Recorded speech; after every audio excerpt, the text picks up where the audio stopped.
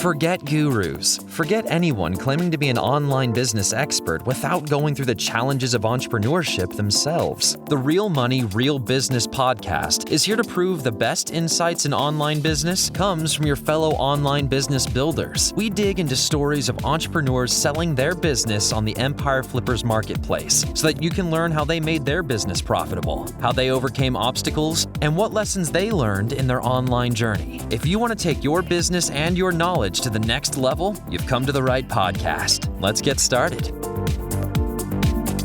Hey everyone, welcome to another episode of the Real Money, Real Business podcast.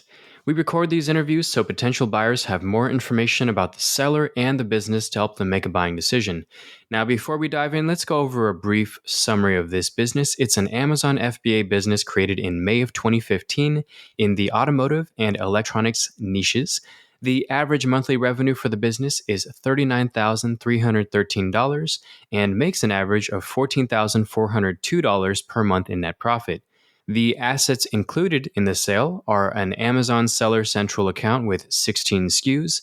There's a primary domain and all site content and files, supplier relationships, a Shopify account, Instagram account, 2 trademarks, an email list with around 1,500 subscribers, and just as a disclaimer, inventory is not normally included in the list price, but further details can be provided to verified buyers.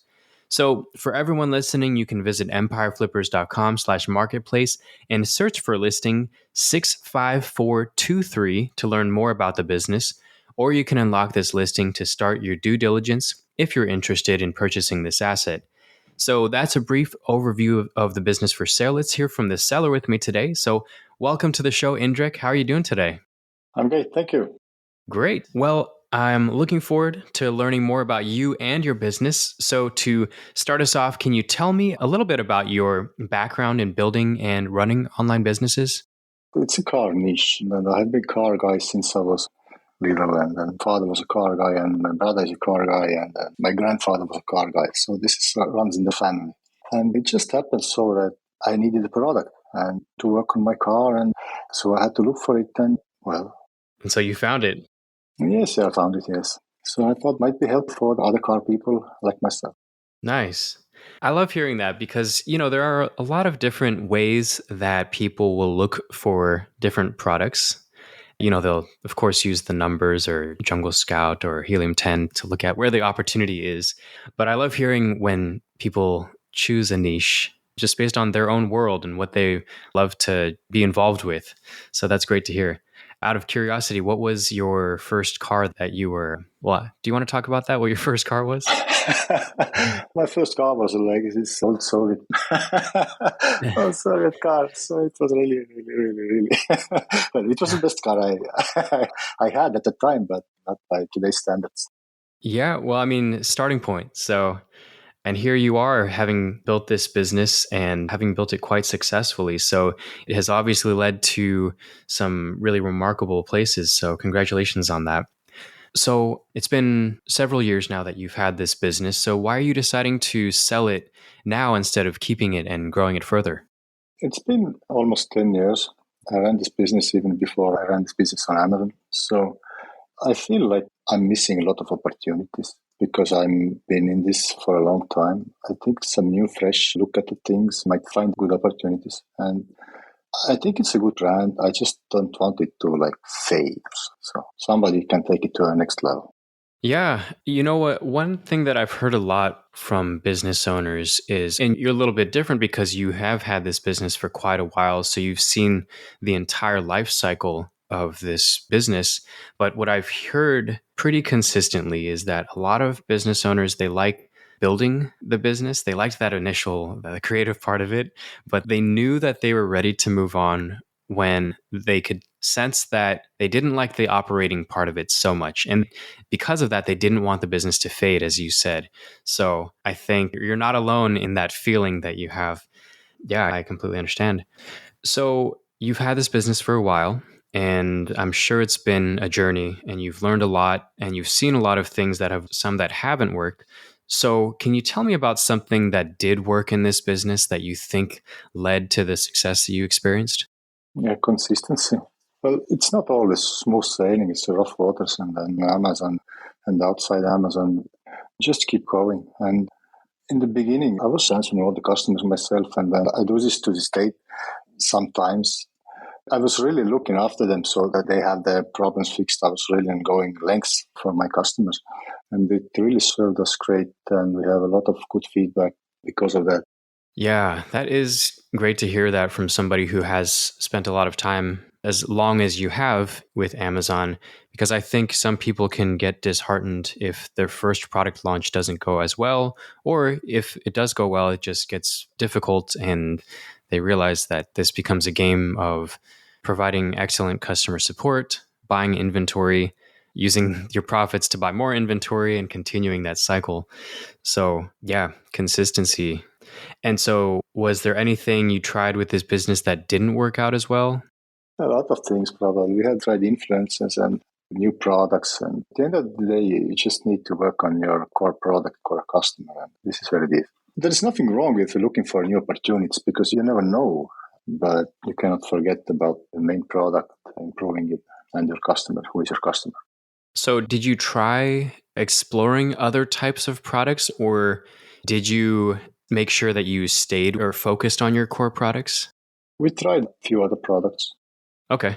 And then through that, you learned that it's best just focus on your core audience.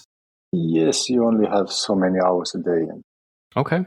Well, this business, it seems like then you're more in a maintenance mode. I can see that you, on average, spend about 5 hours per week, it looks like, based on the listing.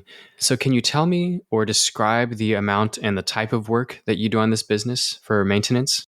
We are using agent in China to source our products because I don't speak Chinese and factories don't speak English. So we are using agent. So agent has been a friend of mine for over 10 years. So we are talking a lot, not only about business, but about other issues.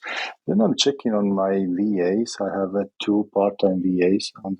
One is PPC and the other VA is doing customer relations, some listing optimizations and stuff. Okay. So would you say that a majority of your time is spent speaking with the team who handles the day-to-day operations? Correct. Okay, great. So let's talk about opportunities then. At this phase, if you were to keep the business, what are some ways you would try to grow it? Well, I would go to Europe immediately. I would go to Asia. This is the immediate opportunity lies.